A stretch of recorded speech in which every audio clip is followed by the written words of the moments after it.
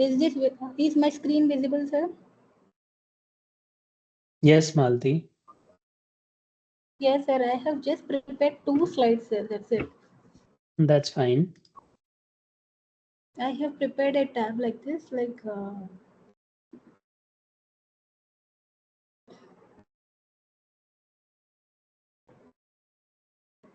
can I explain this, sir? Yes. First, yeah. Clinical trials or research studies that test medical or surgical or behavioral intervention in people. So these tests are generally conducted to test a medication and to approve them, or it might be a surgical instrument also. So we have like behavioral intervention is like combination of medicines. Is that right, sir? I wanted to ask this as a doubt. Yeah, that's fine. Yeah, thus trials are the primary way that researchers determine if a new form of treatment or prevention, such as drug, diet, or medical device, is safe and effective in people. Any new diet, or we see some dietary supplements like nutritional supplements like Herbalife and all. So a new drug or a new medical device also, which is used in some heart or any other instrument which is used in the medical field, when it is released into the market, like when it is invented, they wanted to find it is as a very safe and effective to the people.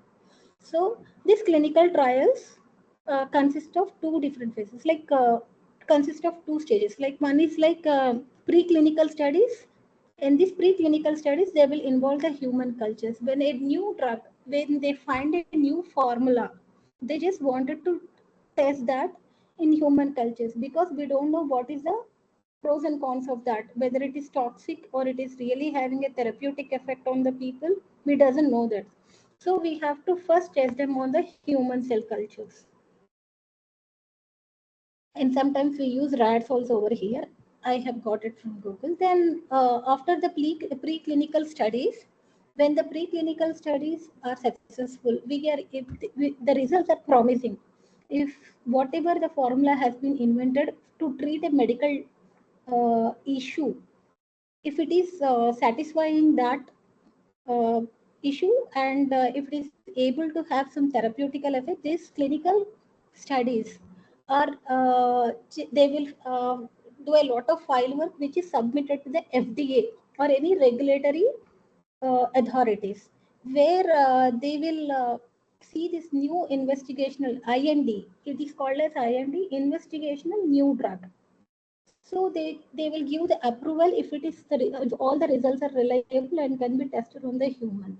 So this investigational new drug is now applied in the human beings, which are the actual clinical phases where it is involving human beings. So this clinical phase is having 4 different phases, like phase 1, phase 2, phase 3, phase 4. Okay, sir, here I am having one doubt, sir. In most of the cases, like phase 0, they are not having. Wherever we are searching in the Google, it is showing only phase 1 to phase 4. Where phase 0 is used, can you please explain after this, sir? Just Hello? open that link which I have shared you Yes, sir. yesterday. Yes, sir. 1 minute. Is this visible, sir, now? I think Malti, you have selected a particular window. Only this one, sir. Yes, correct. Yeah. I have to go there and select. Should I stop sharing now? You can directly click on share and select whole screen. But whole screen is not getting selected, sir. Okay, got it, sir. Mhm. Sir, phase 0. It is there, right? Yes, sir. But when I try to check in Google, they are giving only phase 1 to phase 4, sir. Like I'm trying to get some table and all. So I am not understanding where this phase 0 is generally used. Okay, now I'll just explain what I have written, sir. Okay. So I have divided that into 5 columns, like preclinical stage, phase 0, phase 1, phase 2, phase 3, and phase 4. So preclinical stage is the lab studies. Then phase 0 is they will check for the human safety. Phase 1 is also human safety. Then phase 2, they are now checking the safety in a broader spectrum, expanded how it is having, what kind of interventions are happening. They're trying to get more information on in phase 2. And phase 3 is safety and efficacy, both efficacy and how much it is comparative studies they are making with the existing medication. Phase 4 is after the approval, it gets launched into the general public. It is released into the market. So that phase 4 is the post marketing. It is. I have not written here, but this is the post marketing where they will check for the extra side effects in a large or vast amount of population. So the subjects I have divided into subject sample size. I wanted to say what are the differences. You can see please. Subjects are like here in the preclinical studies, we will use human cell cultures or rats. In phase 0, we are using healthy humans. And phase 1 also we are using healthy human. Phase 2, we are using patient with medical condition for which drug is tend to treat. And phase 3 also we are using patients with medical conditions for which drug tend to use. There also we are taking the patients who are having that particular medical issue for which we are administered the new drug to treat a particular health issue. Phase 4 is general public. Now, after releasing it in the market, we generally, it is now in a broader spectrum, the general public start taking it. So, after the preclinical studies, all the information that we get in the preclinical is submitted to the regulatory authority. So that regulatory authority, generally I found it as FDA. I don't know whether if other regulatory authorities are there, but I found it is as FDA because it is a organization of UNO, Food and Drug Administration, World Healthcare Organization. So they will see all these files and there is a team who will approve this. When they start approving, then it is carried to the phase 1, phase 2, phase 0, phase 1, phase 2, phase 3 trials. When in the phase 3 trials, all the information is gathered and again it is given to FDA. Now FDA will check all the phase 1, phase 2, phase 3 results and they will approve the application of this new drug into the general public. Now it is released into the market where pharmacovigilance will come into this position. They will check after the adverse effects or what to say, any serious effects of that particular side effects they will check. So this is NDA's new drug application. Now they are going to apply for the general public. So next is the this is the entire process. Now I'm showing the differences in the different phases. Now the sample size. Cell cultures in hundreds. Generally, these preclinical studies they will conduct for several years as per the Google information I have seen. So in that cell cultures, so many hundreds of cell cultures they will have and they will check repeatedly what is the effect, whether it is having any toxicity on the human cell cultures. So hundreds of cell cultures they will use.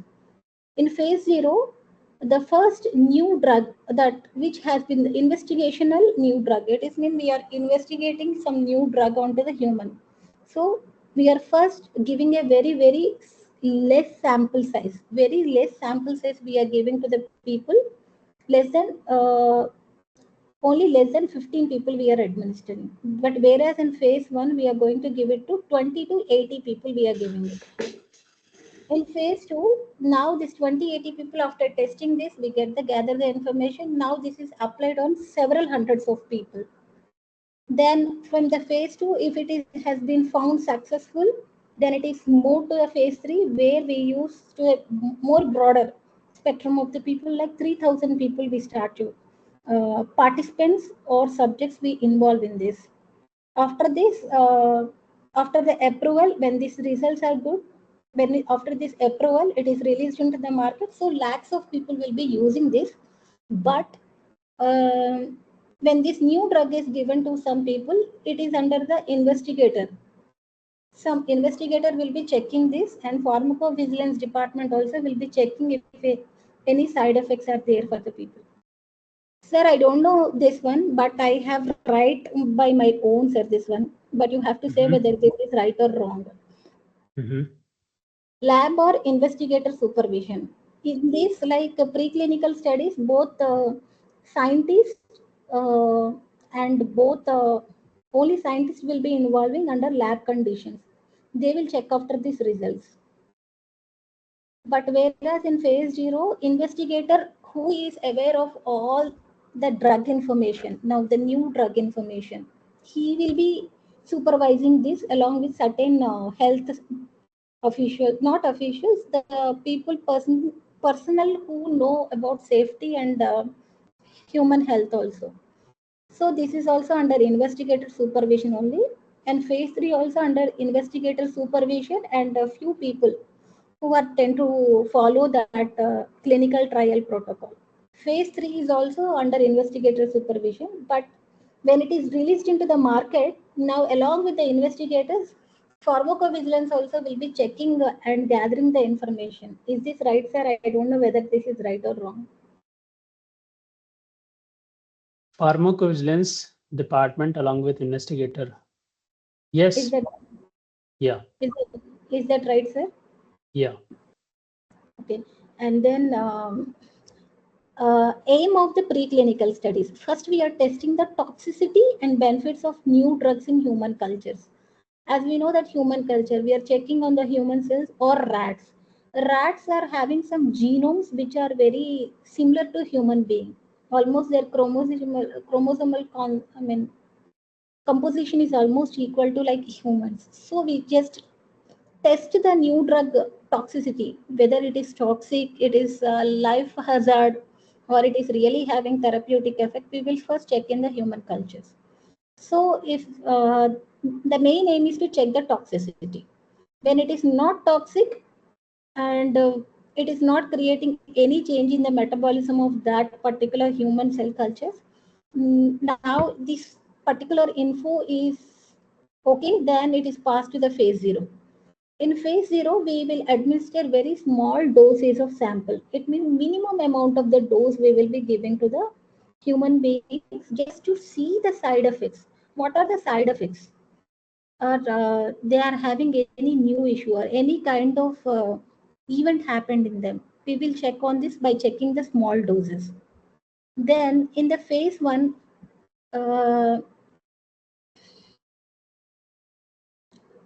drug maximum, this I have done. Determining dosage of drug. Dosage of drug, maximum dose. So we can, by slowly, they will start giving the more amount of doses to the humans, just to see how much maximum dose can be given, how to give a dose in different kind of intervals, or how it should be administered. I mean, how it should be given. It should be given by a needle like intravenous, or by orally it can be given, or it is only it should be applied on the surface of the skin. These kind of entire information of the drug and its dosage levels are determined in the phase 1. And phase 2 is effectiveness and medication of gathering side information. Now the phase 1 is all, the phase 2 is almost equal to like phase 1 only, but here we will start collecting more and more side effect information, because we are involving hundreds of people over here. So phase 3, now we are using a process called randomization, because by the end of the phase 3 we are already having the information of the side effects and its safety content also we are having, and we are also feeling that it is having certain therapeutical things also. We are able to see some changes. Now we are going to study this particular medicine with the existing medications for the same medical problem. So we just wanted to compare it. So we do a process called randomization, where we pick randomly the patients or the participants and make them into groups. One are given with the placebos, or the dummy pills, sugar pills, and some are given with the medication. And this is a double-blinded kind of experimentation where, is a dosage is a double-blinded thing, double-blinded, where the investigator and the patient, both of them will not know what they have got, whether it is a placebo they got or it is a new drug they got. It is not known to the investigator also, but investigator is aware of that particular medication is there, but he doesn't know whether it is a placebo or the new drug. Then this is a very important phase where FDA will check on these particular results more.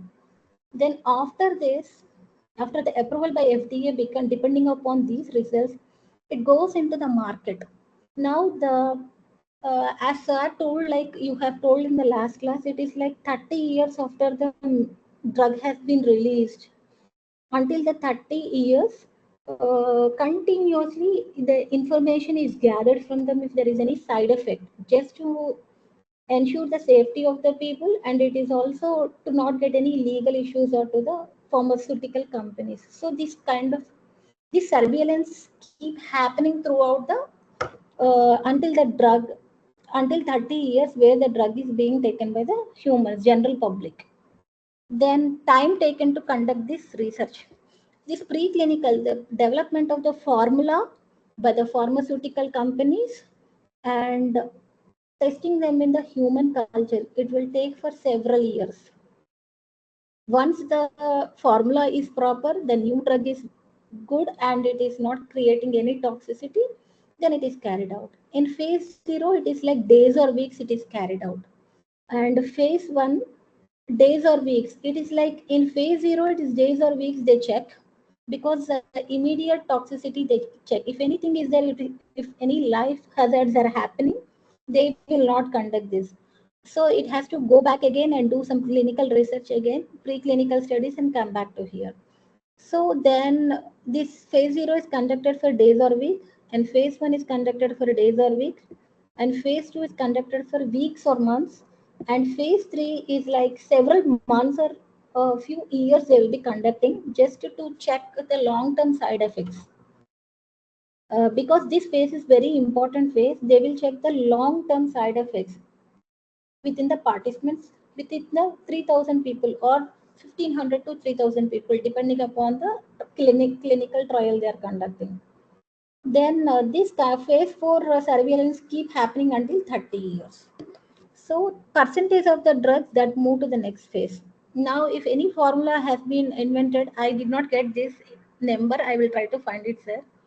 Then these drugs move to the phase 0. Approximately 70% of these drugs, if suppose say from phase 1, phase 0 to phase 7, phase 1, some 100 drugs have been proposed, but from the phase 1, only 70% will go to the phase 2. From phase 2, only 33% will go. From phase 3, FDA will approve only 25% of this. That means out of the 100 medicines, FDA checks all the safety of the measures of this, and it checks all the long-term results of a new medication. It checks the side effects. It checks all the overall beneficiary aspects, comparative studies. Then it approves only 25% of the medicines or the new formula can be released into the general public, where still the pharmacovigilance will have an eye throughout the years to check the safety of the people. So this is the whole history of the clinical trials, sir.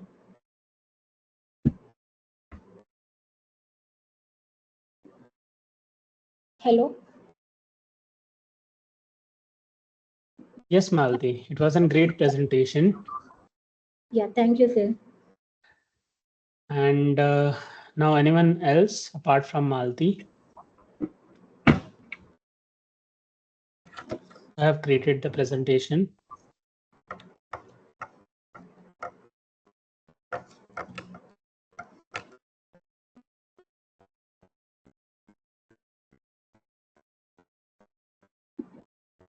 Sir, can I stop sharing?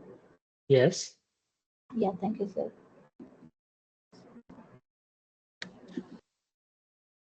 Okay, so guys, in the past session, have we discussed any day how is the flow of data or things in clinical trials, or how you have been assigned tasks, how the task is given to you in real time? Have we discussed these things earlier any day? Sir. Task Yes or means, no? sir? Like how the task is assigned to you guys in real time. No, sir. No. Like in And the generally flow in of okay. yeah. No, sir. And did I explain any day that how is the flow of data or work? No, sir. Okay. Okay, can let me share my screen.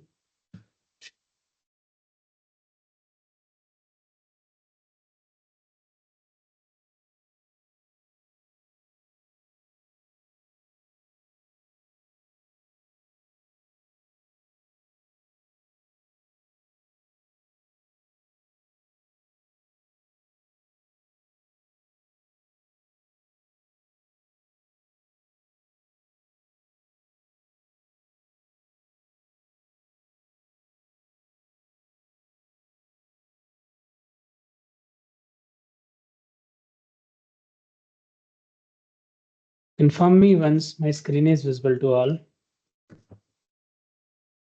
Yes, sir. It's visible now. Yes, sir.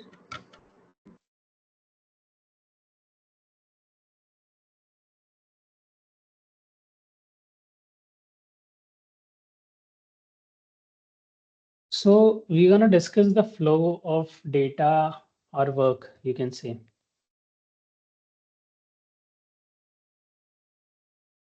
Now let us see.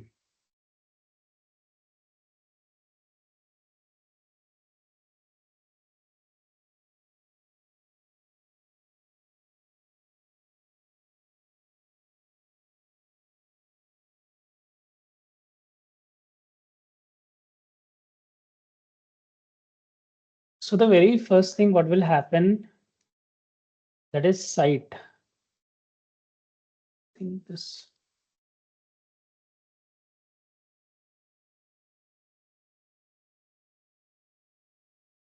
Okay, I think I'm unable to use this properly. Let me open something else.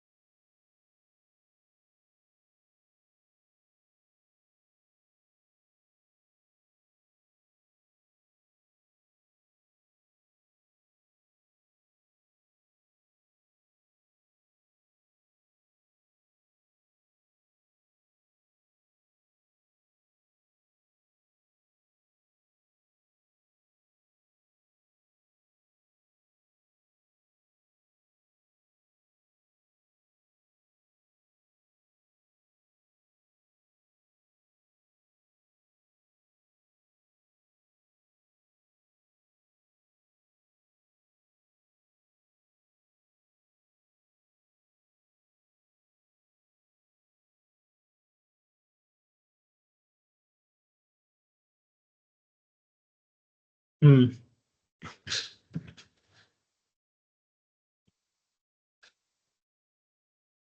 Here it is. So what happened, guys?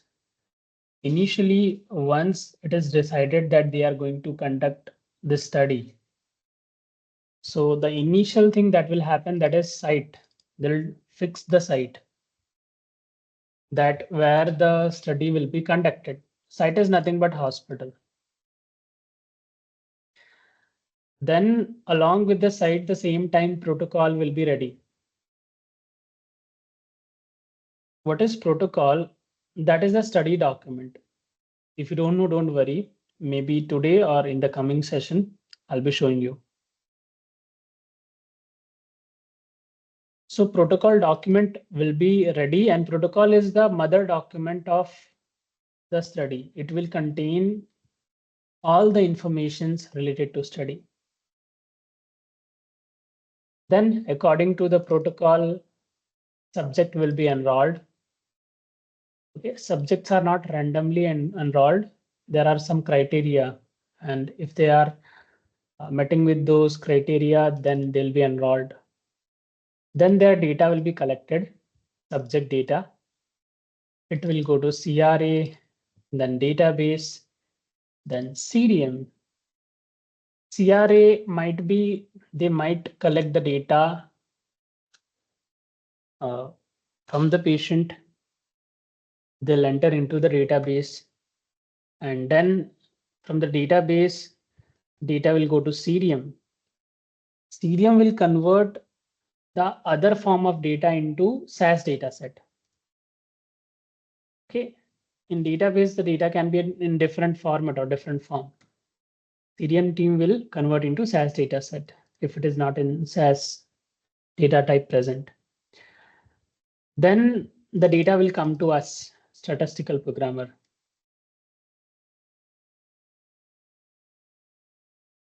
So once you get the data, you need to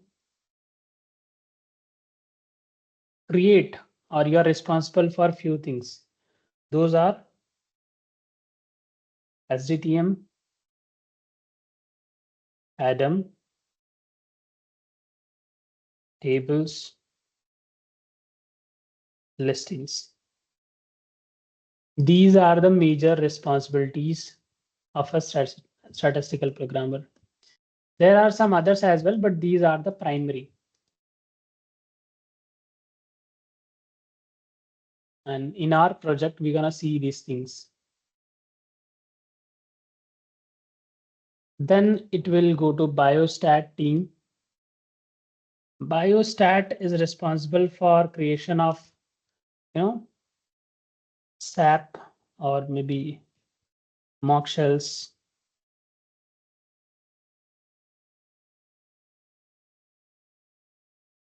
SAP mock shells, and again review. What to review? Some of the AZDM Adam table listings which we have created. And then it might go to client. And then from client, it will go to FDA. Let's suppose to X company, some Y company. Let's suppose Elon Musk is having a company, Neuralink. That is also a clinical research. They are into also clinical research as well. So Neuralink have given project to some X company or Y company. So they become client, right? So from there, the data, final data will go to client and then FDA. If any feedback is there from client, it will go to biostat and statistical programmer. And if we feel that we need some changes from CDM team, we'll reach out to them. We'll make the changes, and again, the data will flow from you to biostat, client, and FDA. FDA is nothing but an authority. You can say Food and Drug Administration or kind of that is in US. Why most of the studies are submitted to FDA? Because the world thinks in such way that they are legit, and they are actually, I'm not sure, but yeah. So they are legit if your drug is approved from FDA, that is US authority. Each and every country have their own regulatory authority. India is also having. But if someone is, if the drug is getting approved from Indian authority, so that is not globally recognizable. Some countries might be, but not globally. But if it is approved from FDA, then globally they get the value. Like you can, or the person can sell their drug globally, or the company, and people will purchase and the country will accept. But Yeah, with other countries, it right now it's not the same case. That's why 90% of studies are submitted to FDA. And so this is an flow, kind of not something special, but an in general to understand. From hospital, like then protocol, subjects are enrolled, then their data is collected. Data will go to CRA team. They will be collecting and they'll be entering into database. Then it will go to CDM, then statistical programmer, then biostat, then client, then FDA. And then just allow me for a minute.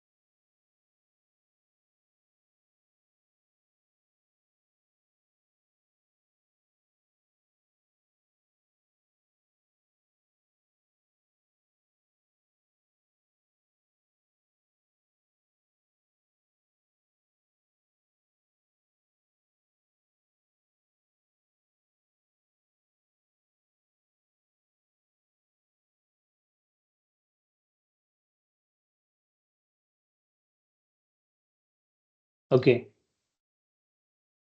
So as you know, you're responsible for creating table listing SDM item. So let's suppose some from SDM, SDTM, DM data set. DM data set is allocated to Malti. And who will be the QC programmer? Sharon.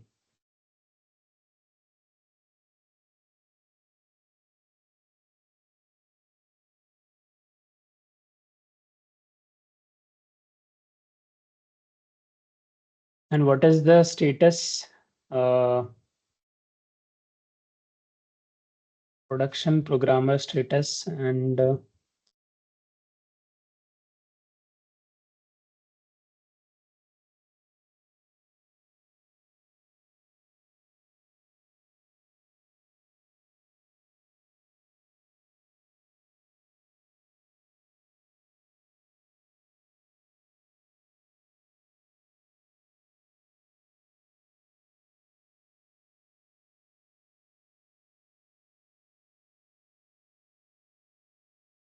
so let's suppose a data set, DM data set is allocated to Malti.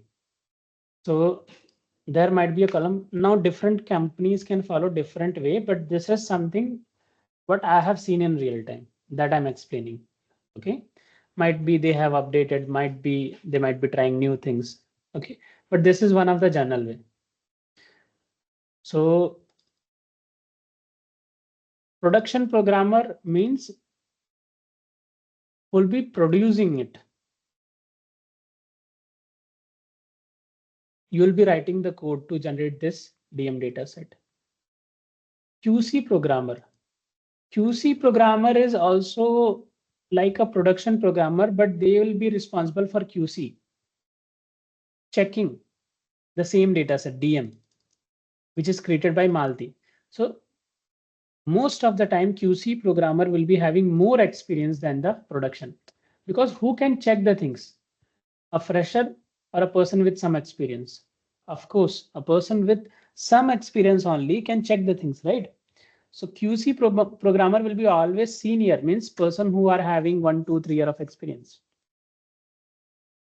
So the question is the same data set will be created by both? Yeah, the DM data set will be created by both Malti and Sharon both. Finally, what will happen? Both Malti and Sharon both will compare, not both, Sharon will compare her data set with Malti and check like is the final data is coming correctly or not, like is the final data is matching or not. If there are any changes, Sharon will give the comment to Malti. So comments will be written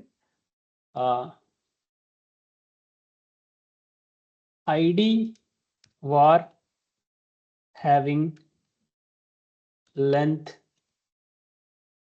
issue. Okay. So always the QC programmer will give the comment to the production programmer, because a person who is having less knowledge, it's difficult to give the comment to the person with more knowledge. So most probably the QC programmer is someone with more experience. So QC programmer have given the comment, whatever comments will be there, the QC programmer will be updating in the comment section. You need to check, and then comments update kind of. Then you can update it here like comment resolved, like ID var length issue resolved, like ID var means variable, length issue resolved. Once you have resolved the issue, and you can also compare your data, how you'll get to know what is the difference, what is not. One thing is you can even connect to the Malti can connect to the Sharon, that if Malti is not understanding what's an issue, you are not understanding the comment as well. One thing is you will compare your data set. Okay, you can compare your final data set. I'll tell you how to compare all those things. And have you seen proc compare, guys? Yes, sir. Yes, sir. Yes, We sir. have seen. Yeah. So you remember, right?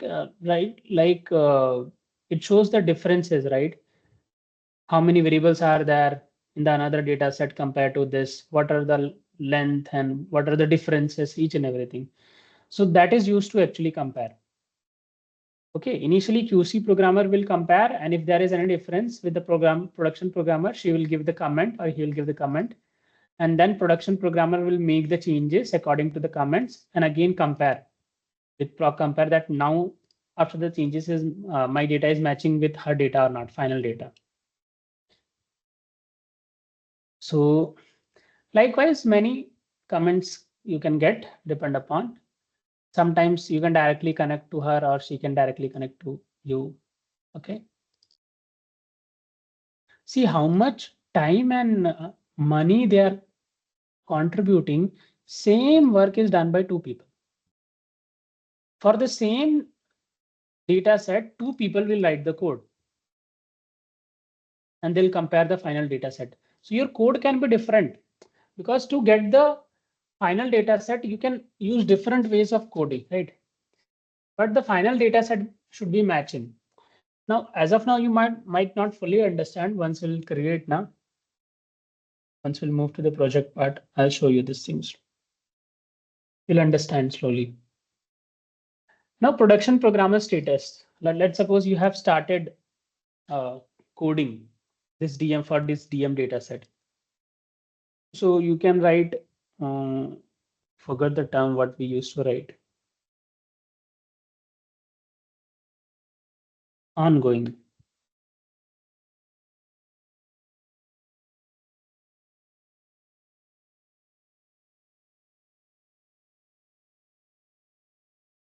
QC status. The QC programmer will update the status. Is the QC completed or what's if completed, then completed.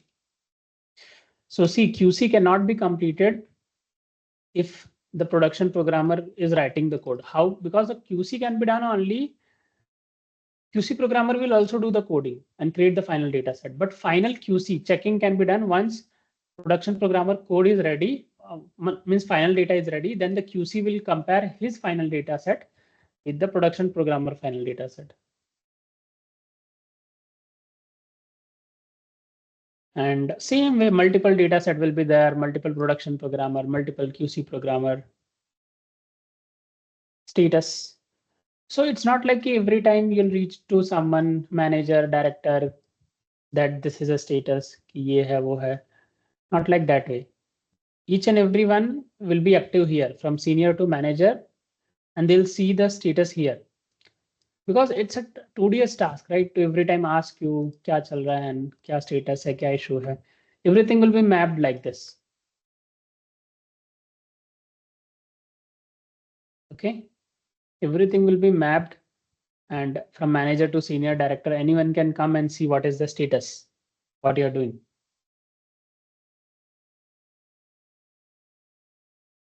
Now, how much time they give to do this task?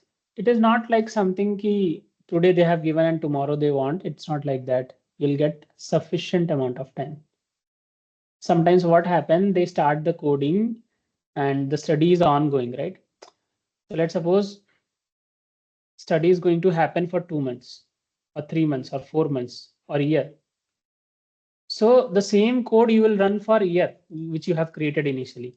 Because every time you will run the code, the data will get updated, right? Because in raw data, every time, let's suppose if 5-day have been completed, 5-day data is available. If 10-day have been completed, 10-day data is available. So you need to rerun the code. Once the particular phase will complete, you will finally rerun your code and you will get the final output. And then according to the client and company, the study will be submitted. Whatever they have discussed, the deadline, timeline, what's on. So you get sufficient time. Sometimes there can be intense pressure. That moment will be at the time of submission. So submission is not like every day, or you can say study delivery. So study delivery might be in 6 months, maybe in a year, maybe in 3 months or 2 months, but it is not like every day. At that moment or that day, you might have pressure, those 2-3 days. What happened, because our work is connected from beginning to end, each of the department work is connected.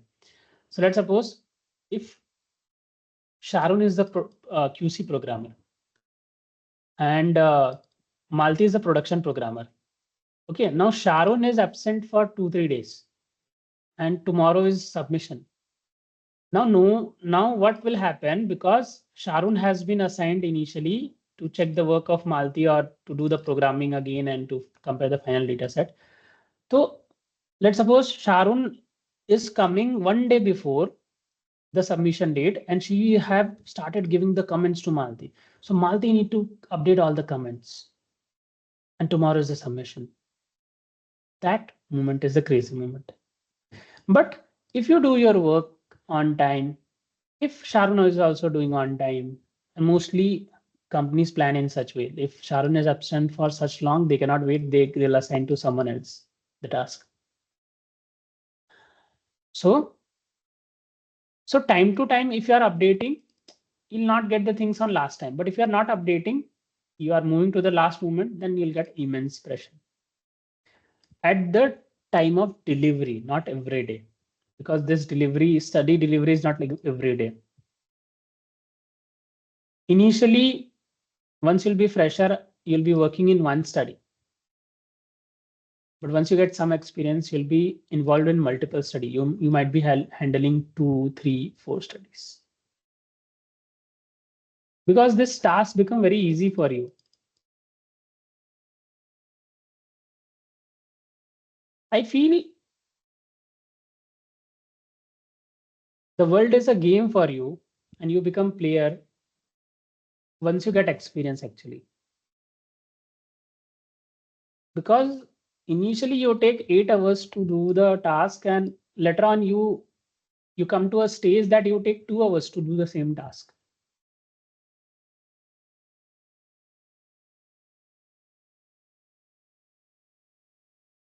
Yeah.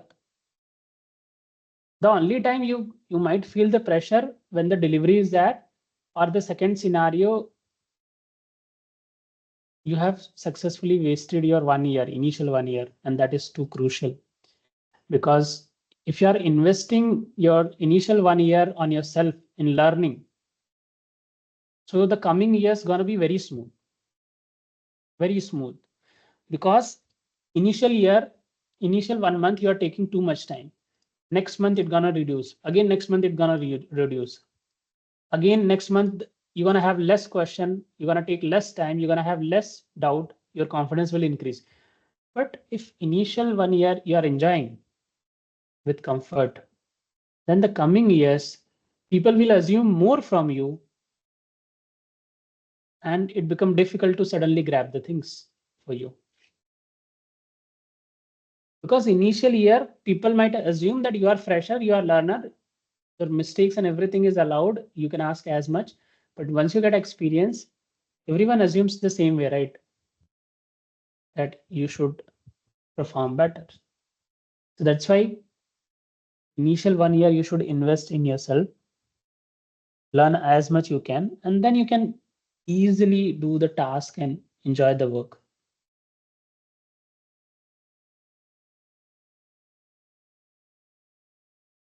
So this is a structure. Now I cannot say कि ऐसा ही होगा, ऐसा ही होना चाहिए. It depends on company. This is for your reference. I have created when I was working in the company. Okay, in a particular company. And there are multiple things which happened. If I have to share you that when you are get enrolled in a study after training, so of course official mail aata hai, you need to do e-sign, electronic sign. There are a lot of procedures. आपकी sign FD में जाती है, multiple departments में जाती है. Like these are the people they are working on this study. And team आपके decide होती है कौन उसमें सीनियर होगा, किस टीम में आप जाओगे. And yeah, you'll experience these things after your training in the company. And on this role, there will be very good training for you guys. And but you need to remember, companies training are in different way. Here, I'm contributing, you can say 70-80%, and you are contributing 30%. See, practice you have to do 100%. But again, you can ask me here as much question you want, small, big, anything, and I'll be answering. I'll be responsible for it. But in the company, that is totally different. 20-30% they'll be doing, and max 30%, and remaining 70-80% maybe you have to do. That's why they prefer trained candidates. And they take the interview and they decide, okay, this guy can or this girl can easily learn because they already have the knowledge. Then if you already have the knowledge, if they take the interview, then why they train you again? Because that is a compliance. As per the company rule, they have to give you the training. And another fact is that they make you aware of the company rules, responsibility, and the way they are working. On top of that, if they are keeping you directly on project, there might be some difficulty. So they train you according to that flow, you get an understanding. And another fact is that as well, sometimes companies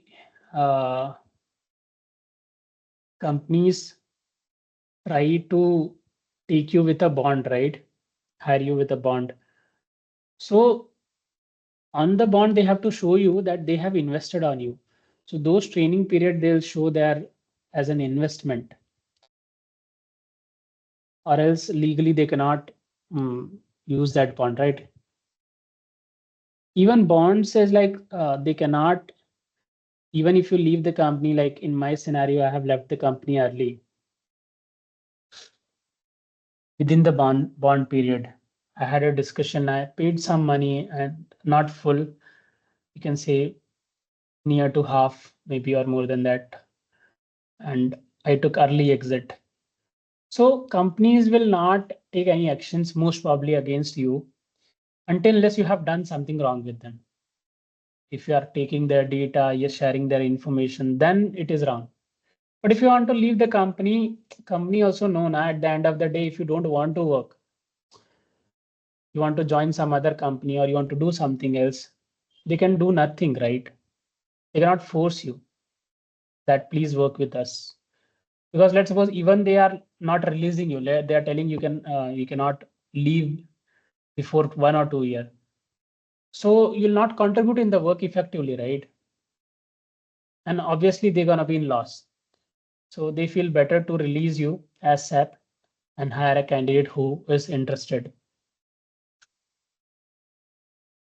to work with them. In my case, also the same happened when I told them. So the notice period was 3 months, but they released me early because they are knowing like if the candidate is not or the employee is not interested to work with us, so now he or she is not useful. Even let's suppose 3 months they are keeping me and they have to pay the salary, right? So it's better they can release me early and they can figure out or find out another candidate or better candidate.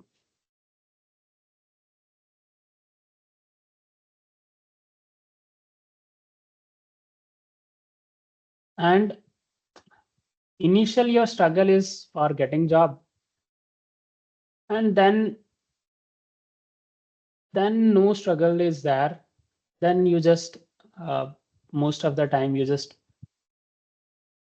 learn and figure out which company I should work or what should be the pay. Like with 10 years of experience, you can get up to more than 40 LPA, 50 or 60 LPA. With 5 years of experience, you can get more than 20 LPA. And yeah, once you get experience, you look for better work-life balance, better people around you, better locations, or if you need work from home, then for that. So whatever the struggle, the main struggle is, that is initial. Once you get the entry, that's all. Now you are an asset for the company or the entire economy because you have the knowledge. Until unless you have the real-time knowledge, you are a liability for the corporates.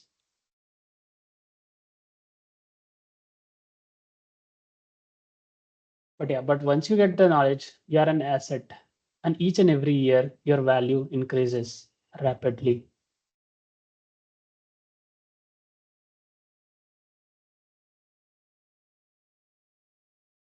Because none of the day company can do all the work by their own, or they can hire a single employee and tell them to do all this. They need people. Even in our role, any bot or anything is coming that gonna be benefiting us. It's not gonna remove us. Our responsibilities are very diverse. We need to have discussion and many things. We are at the final, the top roles, or the final guard of the data. So it's not about only programming in ourselves. A lot of things are there which cannot or never can be done by the AI.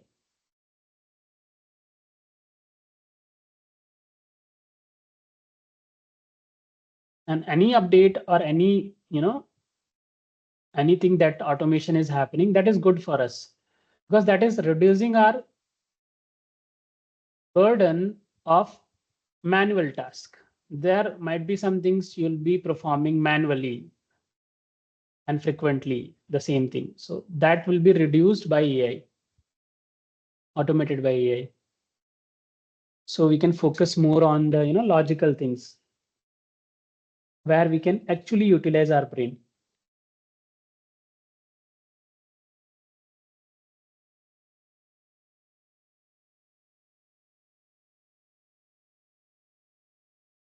Okay.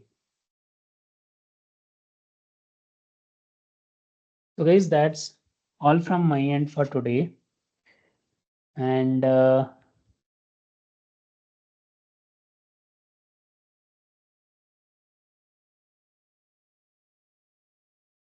that's all.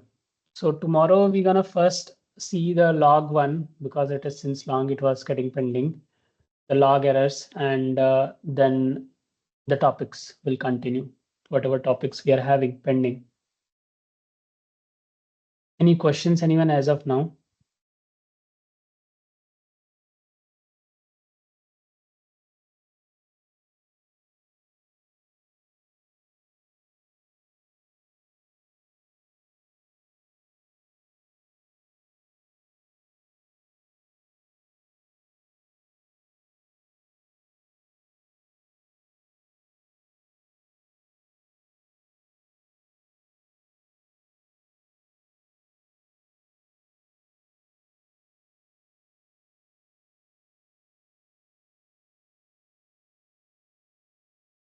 Okay.